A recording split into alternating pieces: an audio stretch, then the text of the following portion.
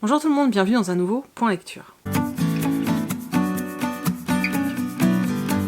Aujourd'hui dans ce Point Lecture, je vais vous parler de 5 romans adultes, ce qui est extrêmement rare dans mes Points Lecture, 5 romans noirs, voire des thrillers, et dans cet ensemble de romans, il y a un très joli coup de cœur. Le premier roman dont je vais vous parler, il s'agit de Sang de Johanna Gustafsson aux éditions Brajlon. Donc, étant donné que c'est un tome 3, je vais très peu vous en parler, en tout cas très peu de l'histoire, parce que je voudrais pas spoiler en fait ce qui s'est passé avant. Donc dans Sang, on est de nouveau entre la Suède et l'Angleterre plus ou moins, où on va en fait suivre une enquête.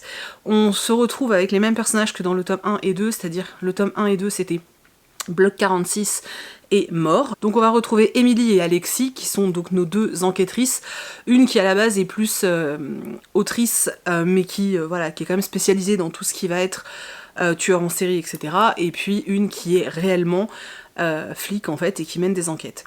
Là en fait dans ce tome 3, la petite particularité qu'on va avoir c'est que le meurtre concerne l'une de leurs coéquipières, donc Aliénor, qui est un personnage particulier puisque c'est une jeune femme autiste qui travaille avec eux et qui a toutes les spécificités de l'autisme en fait. Et là en fait sa famille va se faire trucider, clairement, et l'enquête va tourner du coup autour de Aliénor, autour de sa famille, de leurs origines. Voilà, en gros, le pitch de départ, c'est ça.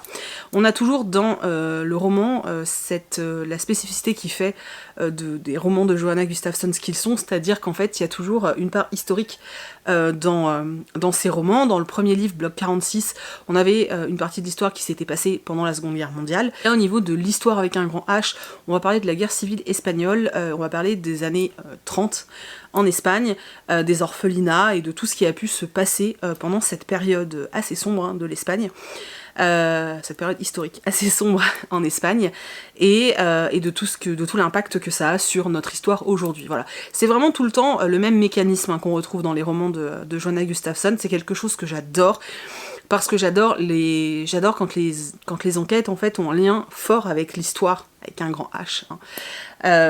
Maintenant, très honnêtement, Sang, c'est des 3 tomes, c'est celui que j'aime le moins. Parce que l'histoire en elle-même, l'enquête en elle-même, m'a pas happée en fait, comme a pu me happer les autres histoires. Dans les autres romans, j'étais vraiment complètement... j'arrivais pas à lâcher le roman en fait, tout simplement. J'arrivais pas à lâcher le roman, je voulais connaître le fin mot de l'histoire, je voulais savoir exactement en fait ce qui s'était passé et pourquoi, je voulais tout comprendre. Et dans Sang, malgré le fait qu'il soit court, ça ne m'a pas du tout dérangé de le poser et de revenir plus tard sur l'histoire. Parce que finalement l'enquête n'était pas si palpitante que ça. C'était intéressant mais c'était pas si palpitant que ça. J'ai beaucoup aimé les retours dans le passé, avec toute cette histoire espagnole qui était vraiment très intéressante, que je m'attendais pas à retrouver en fait forcément là, parce que je n'avais pas lu la 4e de couverture.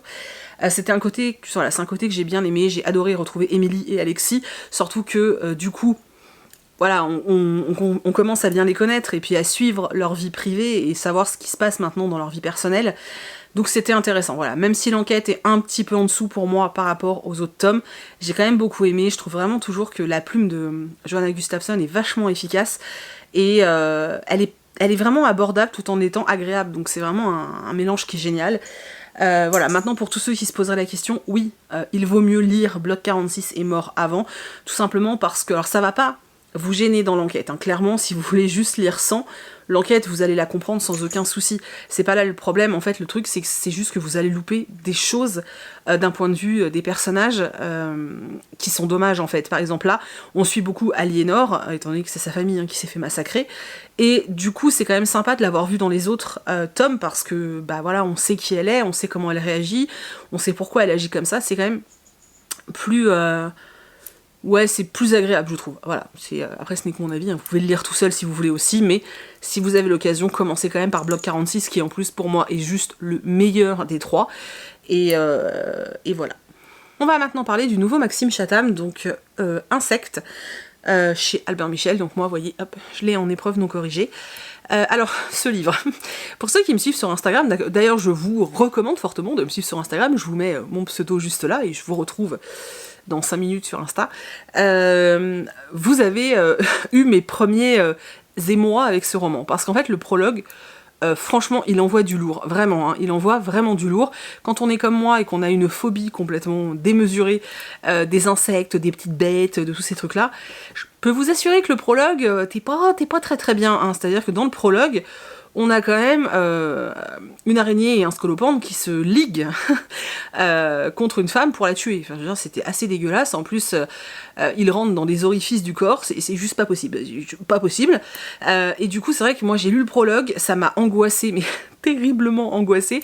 Du coup, j'ai fermé, je vous ai fait une story en mode, les gars, s'il vous plaît, si vous l'avez lu, dites-moi si c'est comme ça tout le long, parce que je vais jamais supporter. Et en fait, vous avez été assez nombreux très rapidement à me rassurer en mode, non, non, t'inquiète, tu peux continuer.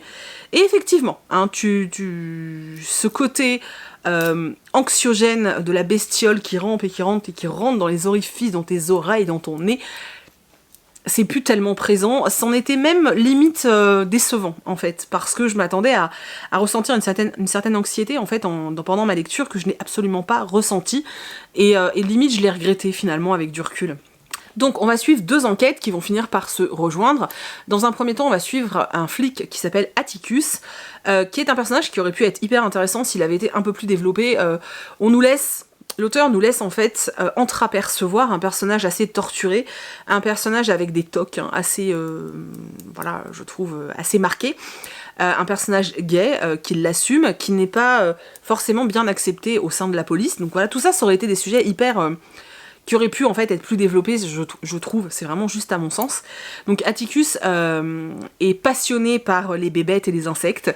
Du coup, quand un meurtre assez particulier, enfin un cadavre assez particulier va être découvert, c'est à lui qu'on va refiler l'enquête, hein, tout simplement parce que ce corps a été entièrement bouffé par des insectes. Voilà, ce qui est totalement impossible, vu le temps de décomposition du corps, là c'était carrément pas possible. Du coup, Atticus va se taper cette enquête et il va devoir mener l'enquête. Ça fait beaucoup de mots enquête, tout ça. Parallèlement à ça, on suit une détective privée qui s'appelle Kate, qui elle va être embauchée par une femme pour retrouver sa fille qui est adulte, hein, mais qui a disparu et qui aurait peut-être été embrigadée par une secte. Voilà, donc la mère va embaucher Kate pour qu'elle retrouve cette jeune femme. Les 2 enquêtes vont se rejoindre et on va découvrir des choses assez... voilà, avec des complots pseudo-politiques, etc. C'était sympa, franchement je vais pas dire le contraire, j'ai passé un bon moment de lecture, j'ai bien apprécié ma lecture, c'était cool, je vais pas dire que c'était nul, c'est pas vrai. Maintenant, moi j'y ai trouvé vachement de longueur au niveau de l'enquête. Il y a des moments où je m'ennuyais un petit peu, où j'avais envie que ça avance et ça manquait cruellement d'action. J'ai trouvé que les personnages, donc Atticus, pour moi, étaient trop survolés, j'avais envie d'en savoir plus, j'avais envie de plus m'attacher à lui, en fait. C'est-à-dire que 50 pages de plus m'auraient pas dérangé, hein, si c'était pour me développer ce personnage et me le rendre peut-être plus attachant, ou pour que j'ai en tout cas plus d'empathie hein, pour lui, parce que là, c'était pas vraiment le cas. On nous laisse entreapercevoir... un lien qui pourrait se créer entre Atticus et Kate. Alors est-ce que l'auteur nous crée ce lien, parce que ça se crée au bout d'un moment, est-ce que l'auteur nous crée ce lien simplement pour se laisser une porte ouverte si il veut continuer les enquêtes et faire des enquêtes suivies avec ces 2 personnages-là, je ne sais pas. En tout cas, on nous laisse une espèce de porte ouverte vers ça. Voilà, moi j'ai quand même manqué cruellement d'attachement aux 2 enquêteurs, donc à Atticus et à Kate. J'ai bien aimé le postulat de départ avec ces insectes qui en fait communiquent entre eux, pas vraiment tout seuls et pas vraiment de façon naturelle, mais voilà, j'aimais bien hein, ce postulat de départ, de se dire que voilà, que c'était possible, et je me suis dit, waouh, c'est complètement dingue, je verrai plus jamais les bestioles de la même façon. Mais ça manquait cruellement d'action pour moi, et du coup j'étais tellement dans l'attente de ces moments d'action que quand les moments d'action arrivaient, et ben ils étaient pas assez forts pour moi, pas assez longs, et ça faisait voilà. Je l'ai comparé dans ma tête, et je crois que je l'ai dit une fois aussi à Sèvres ou un truc comme ça, à un téléfilm, un petit thriller M6 quoi, c'est à dire que c'est gentillet, c'est sympathique, mais vous attendez pas à des gros rebondissements, vous attendez pas à... Voilà, c'est pas complètement dingue, ça reste une enquête hyper classique, avec, à mon sens, des longueurs, mais j'ai quand même passé un bon moment, et moi j'ai apprécié ma lecture. Voilà. Après, je suis pas une grande fan de Maxime Chatham, hein. Je suis pas... voilà, j'ai jamais lu ses tout premiers romans, d'ailleurs, qui viennent de sortir là en édition collector, il me semble. Je les ai pas lus, moi les 3 premiers qui font tant de bruit et que tout le monde adore. Donc c'est vrai que je le connais pas avec ces textes-là. Donc... j'ai pas ce sentiment de oh, il y a du laisser aller. Non, parce que moi j'ai pas lu ces romans, donc voilà. Mais ouais, c'était sympa. Franchement, c'était sympa. J'ai envie, tu sais, c'est comme quand tu notes une copie d'élève, tu vois, bien mais peut mieux faire. C'était ça. C'est vraiment le sentiment que j'ai avec ce roman. Voilà. J'aurais peut-être dû vous le dire dès le départ, on est sur du 5 romans, 4 très mitigés et 1 excellent. Voilà. Je vais maintenant du coup vous parler de La Formule de Dieu de Dos Santos aux éditions Hervé Chopin. Donc voilà, cette édition est juste splendide. Elle est splendide, voilà. Non, elle est vraiment très très belle. Par contre, elle est dégueulasse quoi. C'est-à-dire que pourtant je mange pas quand je lis ni rien et les traces de gras de doigts, c'est terrible. C'est terrible, je pense que je vais la nettoyer un petit coup avant de la ranger dans la bibliothèque. Donc on est au Portugal, on va suivre un cryptologue qui va être contacté par une Iranienne pour... en fait, on va lui proposer un boulot, on va lui proposer de décrypter un texte mais en gardant tout un espèce de gros mystère autour de ce texte. Il va partir en Iran pour décrypter ce fameux texte, et il va vite se rendre compte qu'il s'est franchement fait avoir parce que les Iraniens lui disent « Ok, sauf que maintenant, comme c'est top secret, tant que tu n'auras pas réussi à décrypter ce texte, tu ne quitteras plus le pays. » Voilà. Et parallèlement à ça, il va se faire contacter par la CIA, parce que le texte qu'il est censé décrypter pourrait peut-être avoir un lien avec la bombe atomique et qu'il est hors de question que les Iraniens aient la bombe atomique. Voilà. On va retourner dans le contexte, ce roman est vieux, hein, clairement, parce que c'est vrai que tout ce genre... J'ai bugué, hein. Tout ce genre d'histoire qu'on peut avoir avec il faut surtout pas que l'Iran ait la bombe, il faut pas, enfin, tu vois, tous ces trucs, tout ce côté un peu politique est assez vieux quand même, hein. C'est vrai qu'on le voit moins dans les romans aujourd'hui. Je vais être totalement honnête avec vous, au niveau de l'intrigue, j'ai pas aimé. Au niveau de la façon dont on présente le pays, donc l'Iran et les Iraniens, j'ai pas du tout aimé. La façon dont on présente plein de choses comme ça, tu vois, ça me faisait hérisser le poil. Je trouvais que c'était plus de circonstances et que c'est des choses qui, voilà, moi ça me faisait tiquer. La mère de Thomas, donc du personnage principal, est ultra raciste. Alors on joue vachement sur le fait qu'effectivement c'est une femme portugaise d'un certain âge qui voit très peu d'étrangers et qui est quand même vachement influencée par tout ce qu'elle peut entendre, mais les phrases qu'elle donne et qu'elle dit, enfin voilà, dans le roman, ça me... tu vois, ça m'a un petit peu... moi ça m'a franchement fait tiquer, ça me dérangeait à chaque fois qu'il parlait avec ses parents, enfin en tout cas avec sa mère, ça me dérangeait profondément. Et voilà, moi tout le côté, vraiment, l'intrigue du roman, je l'ai pas du tout aimé, ça ne m'a pas plu. Moi j'étais partie sur une idée de départ d'un roman du style un peu comme les Dan Brown, voilà, j'étais vraiment partie sur une idée comme ça au niveau du livre. Je pensais qu'on allait être sur une enquête ésotérique, mais vraiment une enquête, une vraie enquête. Et là en fait, on n'a pas d'histoire, je trouve que on passe du coq à l'âne parfois, il n'y a pas d'histoire, vraiment c'était pas possible. Par contre, il y a un truc qui est vraiment génial, c'est tout le côté scientifique. Alors faut aimer ça, hein, faut aimer les mathématiques, faut aimer la physique, faut aimer toutes ces choses-là, toutes ces grandes théories, parce que clairement, on parle que de ça. Pour moi, ce livre, c'est de la vulgarisation scientifique cachée dans un pseudo-roman sans histoire. Voilà. La partie vulgarisation scientifique est hyper intéressante, surtout quand Thomas échange avec des gens. Par exemple, il y a un moment, il a une grande conversation avec son père quand il parle de la mort, et en fait, ils ont une grande conversation sur tout ce qui peut avoir attrait à l'âme, en fait. Donc, il compare le corps humain à un ordinateur avec, en gros, le disque dur, enfin voilà, il y a plein de comparaisons comme ça peut paraître hyper bizarre. Alors, c'est vrai que les gens qui sont méga croyants vont peut-être tiquer parce que clairement, on te démonte un petit peu tout ça. Mais c'est voilà, c'est assez intéressant en fait, tout ce côté-là est plutôt intéressant, mais c'est très long, c'est-à-dire que par exemple cet échange autour de la mort avec son père, qui n'a absolument aucun intérêt, mais aucun intérêt pour l'histoire, mais vraiment ça ne sert pas le roman, hein. Dure, mais je sais plus, genre 10 ou 15 pages, alors que clairement ça ne sert à rien dans l'histoire. Et en fait c'est tout le long du roman, c'est comme ça, et c'est un truc qui est un peu gênant. Je pense que si je l'avais su dès le départ, j'aurais fractionné ma lecture, et ça m'aurait paru moins lourd. Là, pour le coup, j'ai eu l'impression de lire ouais, un bon 500 pages de vulgarisation de physique et de mathématiques. Voilà, maintenant ça reste intéressant, quand on aime ce côté-là, ça reste intéressant, mais il faut le savoir. Ne lisez pas ce livre pour une intrigue, ne lisez pas ce livre dans un truc de je vais me refaire un truc un peu à la Da Vinci Code, ce n'est absolument pas ça, on n'est pas du tout là-dedans. Là, dans ce livre, on va simplement retrouver de la vulgarisation scientifique, on va te parler de physique, on va te parler de mathématiques, point, c'est tout en fait. Mais voilà, ça peut éveiller la curiosité. Maintenant, si tu veux un roman pour te détendre, sauf si lire des préceptes de physique, ça te détend. Chacun son truc. Hein. Je vais maintenant vous parler de Miracle de Solène Bakowski. Donc, c'est le dernier mouais bof. Voilà, ensuite on passera à l'énorme coup de cœur. Enfin, énorme, oui, très gros coup de cœur après. Donc, ce roman.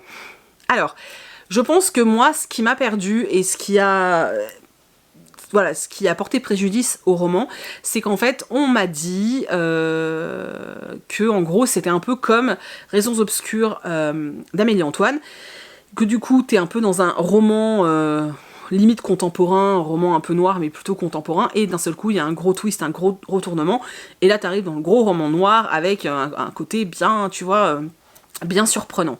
Ce qui fait qu'en fait, j'ai passé longtemps à attendre ce moment, hein, et je ne l'ai jamais vu arriver, d'autant plus que moi, l'un des mystères, je l'ai cramé dès qu'on nous donne un indice, en fait, j'ai fait « Ah ok, je suis sûre que c'est ça », effectivement c'était ça.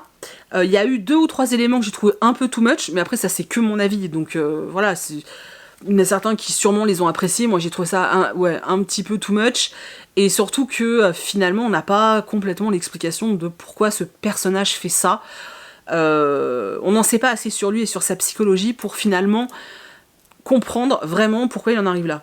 Voilà, donc ça m'a paru un peu chelou, et c'est pour ça que pour moi c'est too much. Alors, je vais quand même vous parler de l'histoire. On suit une jeune femme qui s'appelle Laure, qui a une vingtaine d'années, qui en fait va apprendre qu'elle a une tumeur au cerveau et qu'il lui reste entre 2 et 3 ans à vivre. Laure, elle est fille d'un très grand navigateur, je trouvais plus le nom, et en fait, elle va décider de retaper le vieux voilier de son père, qui lui, son papa est décédé depuis très longtemps. Elle va décider en fait de retaper ce voilier pour pouvoir traverser l'Atlantique. Elle se dit que finalement, si elle n'a plus que très peu de temps à vivre, c'est vraiment la chose qu'elle veut faire avant de mourir. Elle va finalement juste poster sur les réseaux sociaux une petite vidéo où elle explique qu'elle est mourante et qu'en fait, elle aimerait lever un petit peu d'argent pour réparer ce bateau et puis faire traverser l'Atlantique. Va y avoir un espèce d'engouement auquel elle ne s'attendait mais absolument pas, c'est vraiment assez fou. Va y avoir un engouement dingue sur les réseaux sociaux et beaucoup de gens vont vouloir participer, et surtout beaucoup de gens vont partager. Donc là déjà ça te montre l'impact des réseaux sociaux et le côté positif que tu peux trouver des réseaux sociaux. On va avoir certaines personnes qui vont développer une fanatitude assez bizarre et déplacée d'ailleurs vis-à-vis de Laure, mais voilà, Laure elle a que 20 ans, elle va mourir et la seule chose qu'elle veut c'est traverser l'Atlantique. Elle est pas dans toutes les considérations économiques qu'il peut y avoir aussi derrière l'acte qu'elle a et le geste qu'elle fait. Sauf qu'en fait, ça va partir en cacahuète au bout d'un moment. Je peux pas trop vous dire pourquoi parce que ça risquerait de vous spoiler. Quoi qu'il en soit, tout ce que les réseaux sociaux ont pu lui apporter de positif va être ravalé par ces mêmes réseaux sociaux. Et là, elle va se prendre une bouffée de haine monumentale. Et je vous laisse découvrir la suite du roman, puisque voilà. J'ai pas le sentiment de vous spoiler, sincèrement, j'ai pas relu la 4e de couverture, mais sincèrement... tous les trucs que moi j'ai lus à droite et à gauche, on te dit clairement que ça dénonce quelque part les réseaux sociaux et l'impact que ça peut avoir sur ta vie et à quel point en fait ça peut aller très très vite. J'ai beaucoup aimé cette façon de présenter ça. J'ai trouvé que d'ailleurs l'autrice était extrêmement juste dans certaines choses de ce qu'elle pouvait dire concernant les réseaux sociaux, puisque c'est des choses que je vis parfois et je me dis ah ouais, elle a tellement raison. C'est d'ailleurs assez affligeant parce que quand la petite Laure, elle a de 20 ans, elle veut aller porter plainte et qu'on lui rit au nez en lui disant oh, mais ça va, c'est sur internet, ça va passer, faites l'autruche, n'allez plus sur les réseaux pendant une semaine, ça ira mieux. Voilà. Donc voilà, j'ai trouvé ça vraiment bien fait et tu sens que l'autrice vraiment sait de quoi elle parle et c'était super intéressant. Mais moi j'attendais plus de retournements. Alors il y a une grosse scène d'action, une grosse scène de trucs de ouf à la fin, où justement on a les fameuses révélations, mais comme moi je les avais déjà comprises, j'ai pas été étonnée en fait. Voilà, il y a juste, je vous dis, cet élément où un personnage fait un truc un peu surprenant d'après moi, et voilà, ce que je vous disais au début, ça m'a un peu dérangé parce que justement, Je trouve qu'on ne connaissait pas assez bien ce personnage pour comprendre pourquoi il fait ça, même si on comprend un petit peu, mais je trouve que ça manquait quand même d'un petit truc. Moi, ça m'a manqué, il y a un truc qui m'a manqué, et surtout que ce qu'il fait, c'est assez choquant. Mais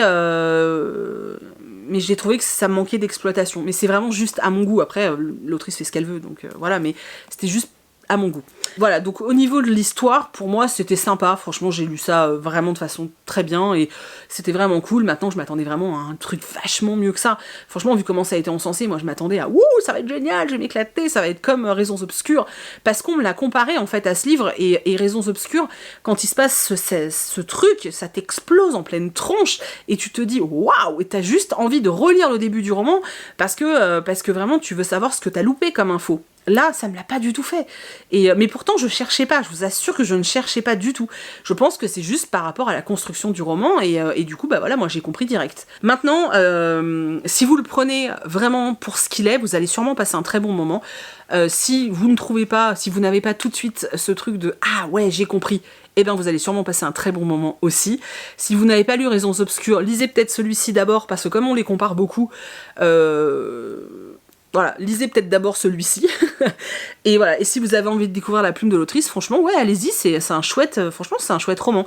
Même si moi j'ai pas été emballée partout, ça reste une lecture sympathique. Je vais maintenant vous parler du coup de cœur de la vidéo. Oui, parce que je vous l'avais promis. Donc, je vais vous parler de déjà, l'objet livre, les gars, on en parle, ou... Voilà. Donc, il s'agit de Je suis fille de rage de Jean-Laurent Del Socorro aux éditions... Mais j'y arrive pas aujourd'hui, hein, aux éditions ActuSF. J'avais déjà eu un très beau coup de cœur pour le roman Boudica, du même auteur, et du coup j'avais très envie de découvrir ce roman-là, surtout qu'on parle de la guerre de sécession. C'est un sujet qui m'intéresse particulièrement, et j'avais vraiment envie, en fait, de voir comment c'était présenté, en fait, comment on allait nous parler de Lincoln, comment on allait nous parler de l'abolition de l'esclavage, comment on allait nous parler de cette guerre qui a coupé l'Amérique en deux. Enfin voilà, j'avais vraiment envie de tout ça. Et alors, l'auteur nous présente toute cette histoire d'une façon tellement, mais tellement originale, et tellement bien faite, et tellement bien écrite. Quand on parle d'auteurs français qui ont une plume magnifique, je peux vous assurer qu'il faut aller vers les ouvrages de Jean-Laurent Del Socorro. Il a une plume sublime, il écrit très bien, et toujours, alors, tous les romans que j'ai lus de lui, voilà, enfin moi j'en ai lu 3, tous les romans que j'ai lus de lui sont très portés sur un élément historique à chaque fois. On sent le travail de recherche en amont incroyable, et sur celui-ci, incroyable, enfin, la documentation qu'il a fallu, le travail de recherche qu'il a fallu faire pour pouvoir nous sortir ça, c'est incroyable, et moi je dis chapeau, parce que sincèrement, enfin, tu sens le bouquin où l'auteur s'est investi, je sais pas combien de temps il a mis pour l'écrire, mais tu sens cet investissement, et c'est génial en fait, enfin moi j'ai juste adoré.